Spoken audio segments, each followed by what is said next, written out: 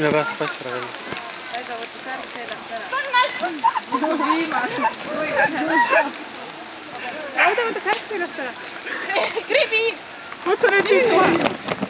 Tule! Et teda ei ole nagu üldse oma kodus, jah? Ema. Hoopis teistsugune. Karv ära pidada, siis kus tõlks Nullim. Ma tean, et ta tule ühse ringi jälle siit, aga äkki ta helistaks otsa mulle, millal talle sobiks. Ei ole hea mõte? Ei ole? Okei. Aga siis, mismoodi me siis teeme?